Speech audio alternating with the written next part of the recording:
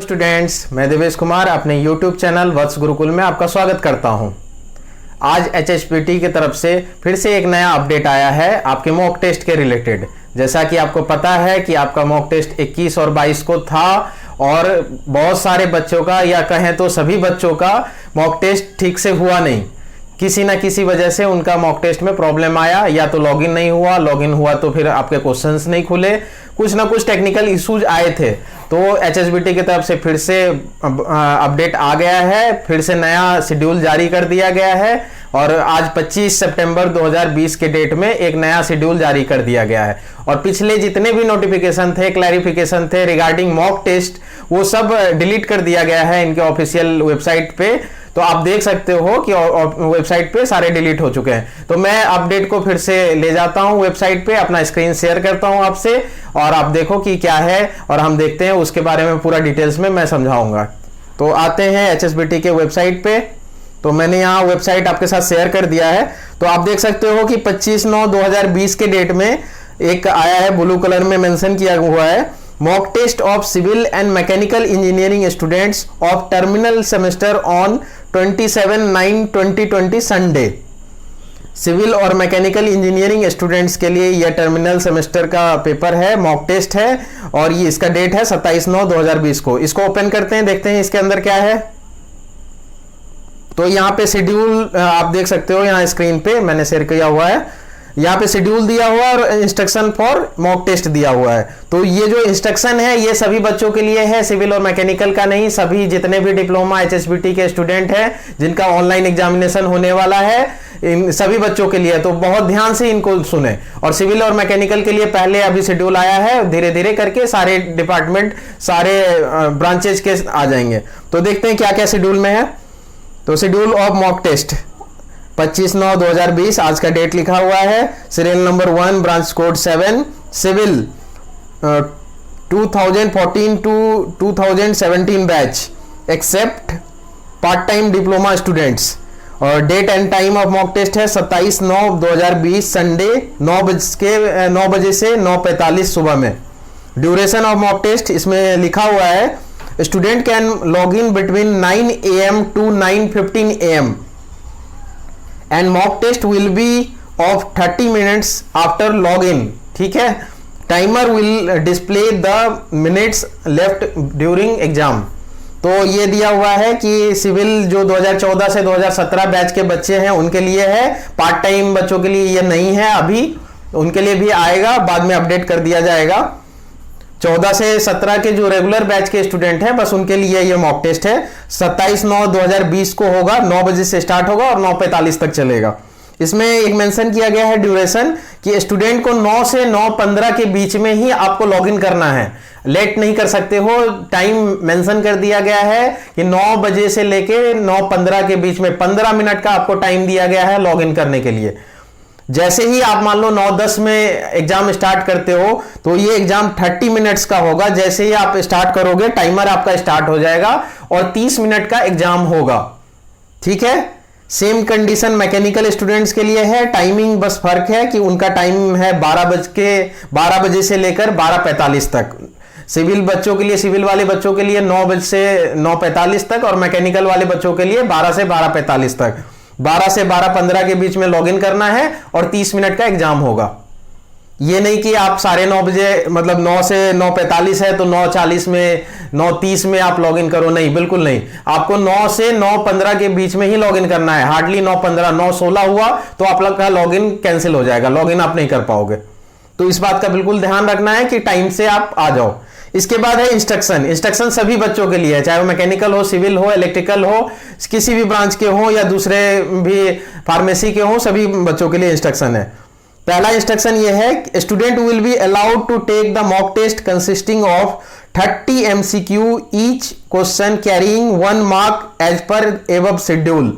तो शेड्यूल के हिसाब से 30 मिनट का मॉक टेस्ट है और इस मॉक टेस्ट में आपको 30 MCQ दिए जाएंगे, एक मार्क्स का। तो ये क्लियर कर दिया गया है कि इस बार क्वेश्चन रहेगा, जैसा कि लिख दिया गया है कि 30 MCQ है एक मार्क्स का, तो इसका मतलब है कि आपको क्वेश्चन दिया जाएगा। तो बिल्कुल मॉक टेस्ट दें, इसको गलती मत करें कि मॉक टेस्ट मिस हो जाए। सेकेंड पॉइंट देखते हैं क्या है। सेकेंड पॉइंट है students can attempt the question on mobile, laptop और पीसी विथ कैमरा और webcam having good internet connectivity in certain version of Apple devices, mobile और iPad, MacBook there is enhanced security provisions which do not allow the access of camera or mic and student may not able to proceed to attempt exam. Therefore Android mobile may please be preferred for online examinations. तो second point ये है कि student को attempt करना है exam, आप अपने mobile से दे सकते हो, लैपटॉप से दे सकते हो, पीसी से दे सकते हो, बट कंडीशन ये है कि लैपटॉप में तो जनरली सभी लैपटॉप में कैमरा होते हैं, वेबकैम होते हैं। अगर आप पीसी से दे रहे हो तो जरूर वेबकैम उस पर इंस्टॉल करें, और मोबाइल में भी कैमरा होते हैं, अपना फ्रंट कैमरा ऑन रखें, ठीक है। और कनेक्टिविटी, इंटरनेट की कनेक्टिविटी बिल्कुल अच्छे रखें, ये क्लियर मेंशन कर दिया गया। अगर आपके पास एप्पल का डिवाइस है तो कृपया करके इसको यूज ना करें, जैसा HSBT का कहना है कि एप्पल के डिवाइसेस में क्या होता है कि कैमरा आपका सपोर्ट हो सकता है कि ना करे, तो एंड्रॉयड फोन को यूज करें अगर आपके फोन यूज करना है तो। थर्ड पॉइंट ये है कि choose a calm and quite place for taking your examination. All your activity during the entire course of examination is watched and recorded using latest AI technology. Artificial intelligence AI techniques will continuously observe your live video, your images and the screen of your mobile or laptop or desktop. तो ये कहा जा रहा है, third point में ये mention है कि जहां पे भी आप एग्जाम दें बिल्कुल शांत होना चाहिए, कोई आवाज खटखट नहीं होना चाहिए, ठीक है। और एआई टेक्निक से एग्जाम लिया जाएगा HSBT के तरफ से। आर्टिफिशियल इंटेलिजेंस ये ऐसा टेक्निक है कि आपको आपके मोबाइल का ये ध्यान रखेगा, आपके पूरे एक्टिविटी का ध्यान रखेगा, लाइव वीडियो रिकॉर्ड होगा, आपके बार बार फोटो क्लिक किए जाएंगे बीच बीच में। तो इस बात का बिल्कुल ध्यान रखें कि आपका कोई भी एक्टिविटी ऐसा ना हो कि एग्जाम आपका बीच में कैंसिल हो जाए या आपके देने के बाद भी कैंसिल हो जाए, कोई अनयूजुअल एक्टिविटी ना करें। फोर्थ पॉइंट है फॉर एनी अनवांटेड मूवमेंट और activity by the student warning will be displayed on the students screen. अगर कोई भी अनवांटेड मूवमेंट करते हो या कोई भी एक्टिविटी ऐसा करते हो जो कि एग्जाम में अलाउ नहीं है तो आपको डिस्प्ले कर दिया जाएगा, वार्निंग दे दिया जाएगा, आपके स्क्रीन पे वार्निंग दे दिया जाएगा। Unwanted activities such as receiving the mobile calls, change of browser tab for surfing और सर्चिंग, रीडिंग द व्हाट्सएप और SMS, other person coming in the camera frame और student going out of camera frame ETC। तो जो unwanted जो category रखा गया है unwanted movement या एक्टिविटी, इस कैटेगरी में क्या क्या आता है इस चीज का ध्यान रखें कि आपका कोई भी मोबाइल फोन, अगर मान लो मोबाइल कॉल आता है आपके मोबाइल पे तो उसको रिसीव नहीं करना है, ठीक है। सेकेंड बात यह है कि आपको कोई भी SMS या व्हाट्सएप नहीं करना है ड्यूरिंग एग्जामिनेशन। सेकेंड, उसके थर्ड पॉइंट ये है कि कोई भी आप दूसरे ब्राउजर में, मान लो क्रोम में आप चला रहे हो तो आपको मोजिला फायरफॉक्स में नहीं जाना है, या दूसरा कोई ब्राउजर आप नहीं खोल सकते हो, या दूसरा कोई टैब नहीं खोल सकते हो आप, या कोई सर्च नहीं कर सकते, कोई सर्फिंग नहीं कर सकते कि आपके ऑनलाइन पेपर आ रहे हैं क्वेश्चन और दूसरे टैब में जाके आप क्वेश्चन सर्च करने लगो। AI टेक्निक से ये पता चल जाएगा और आपको वार्निंग आ जाएगा तुरंत से। तो ये ऐसा कोई भी काम नहीं करना है। उसके बाद और भी ध्यान रखना है कि आप जब एग्जाम दे रहे हो तो मोबाइल कैमरा के या लैपटॉप का जो वेबकैम है उसके फ्रेम के बाहर आपको नहीं जाना है। 30 मिनट का अगर एग्जाम है तो 30 मिनट आपको वेबकैम में रहना है, आपको कैमरा के फ्रेम में रहना है। आपको उठ के नहीं चला जाना है कि 2 मिनट के लिए मैं बाहर से आ जाता हूं, ये काम बिल्कुल नहीं होगा, आपको वार्निंग आएगा और आपका एग्जाम कैंसिल हो सकता है। दूसरी चीज ये कि कोई भी सेकेंड पर्सन आपके मोबाइल कैम में या वेब कैम में आते हैं तो भी आपको वार्निंग मैसेज दिया जाएगा और आपके एग्जाम कैंसिल हो सकते हैं। आगे देखते हैं कि क्या है। Student are advise to decline और reject incoming calls during the exam, otherwise warning shall be displayed.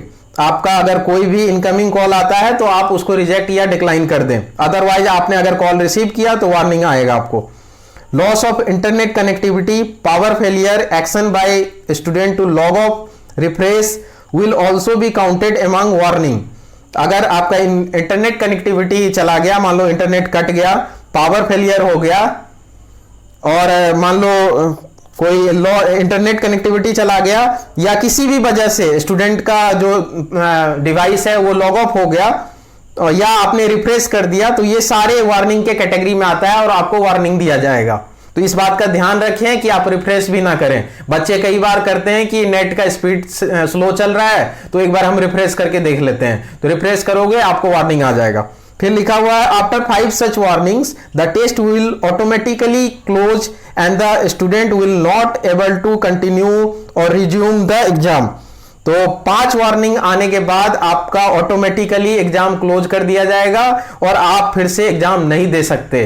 तो ये बहुत स्ट्रिक्टली कह दिया गया है HSBT की तरफ से कि आपको वार्निंग दिया जाएगा और 5 बार वार्निंग आपको देने के बाद आपका एग्जाम क्लोज हो जाएगा।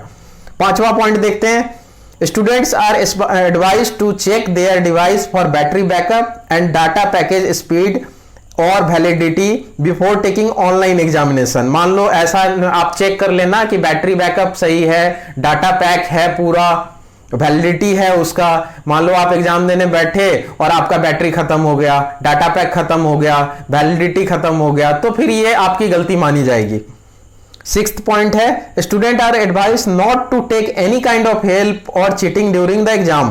किसी तरह का हेल्प या चीटिंग एग्जाम में अलाउड नहीं है। आपको एडवाइस किया जा रहा है कि आप बिल्कुल भी चीटिंग करने की कोशिश ना करें।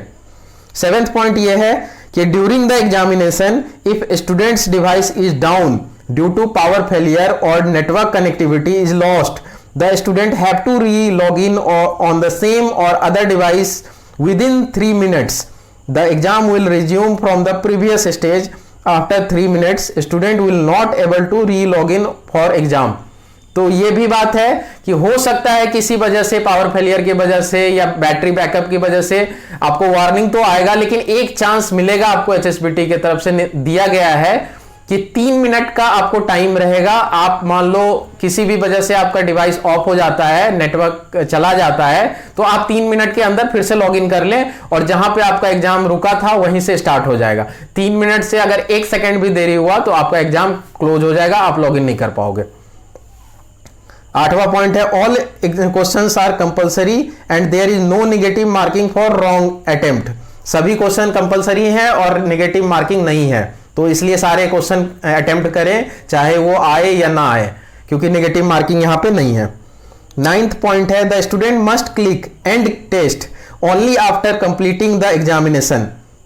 आप एंड टेस्ट का जो टैब होता है, जो आपके वहां पे टाइमर होता है, क्वेश्चन के 30 क्वेश्चन है तो 30 क्वेश्चन डिस्प्ले होगा और नीचे में एक एंड बटन का टैब होगा, तो उस एंड बटन को कभी भी गलती से मत प्रेस कर देना, नहीं तो आपका एग्जाम वहीं पे क्लोज हो जाएगा। और जैसे ही आपको लगा कि आप 30 मिनट से पहले ही आपने एग्जाम को खत्म कर लिया है, सारे क्वेश्चन आपने अटेम्प्ट कर लिए हैं, तो आप बीच में एंड कर सकते हो। अदरवाइज आप छोड़ देना, ऑटोमेटिकली 30 मिनट के बाद वो एंड हो जाएगा।